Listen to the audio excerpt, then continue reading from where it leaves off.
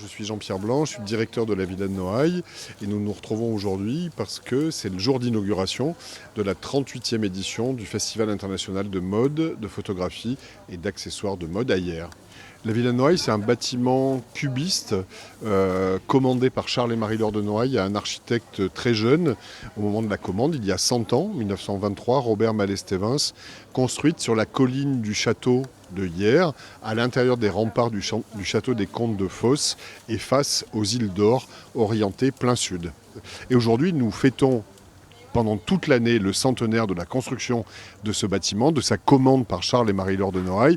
Et puis nous ouvrons la 38e édition du Festival d'Hyères, dans lequel il y a des événements labellisés centenaires, comme la réédition d'un livre de Marie-Laure de Noailles, La Chambre des écureuils, comme la réalisation d'un film qui s'appelle La grâce, le mérite et la liberté sur Marie-Laure de Noailles. Et puis, on présente la garde-robe de Marie-Laure de Noailles à l'intérieur de l'exposition Les Nuits d'été de Pierre Jovanovic. Alors, on est ici dans la partie historique de la Villa Noailles. On est dans un salon qui s'appelle le Salon Rose, qui a été rebaptisé pour cette exposition également le Salon de musique, avec l'intervention du décorateur et architecte Pierre Jovanovic.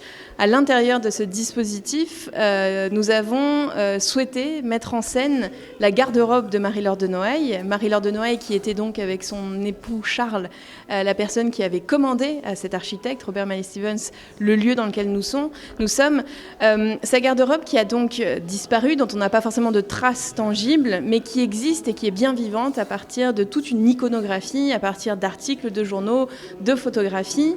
À l'occasion de ce centenaire, l'idée était de la réactiver, si je puis dire, et de faire une proposition, un ensemble de cartes blanches à des créateurs qui ont accompagné ce lieu depuis bientôt 30 ans, bientôt 40 années que le festival de mode existe. Donc ce qu'on voit derrière nous, ce sont une série de silhouettes créées par des designers de mode contemporains à qui on a offert donc cette page blanche, à savoir composer une silhouette pour Marie-Laure de Noailles.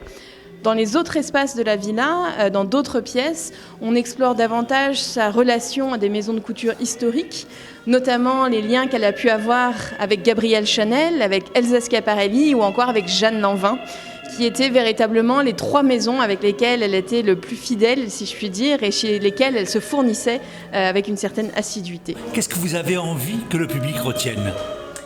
Que finalement la mode est véritablement à considérer dans l'inventaire des arts, et c'est en ça que le couple de Noailles était tout à fait extraordinaire, c'est que leur mécénat il était véritablement pluriel.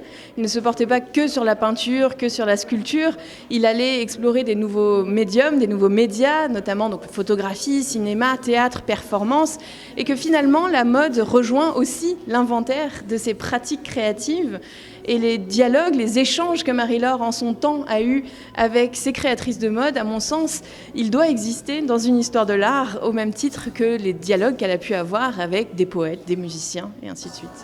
Alors il faut savoir que la Villa de Noailles, c'est aussi un lieu et surtout un lieu de création, d'exposition. C'est un centre d'art d'intérêt national, c'est comme ça que ça s'appelle, dans le langage codé de la culture, on pourrait dire.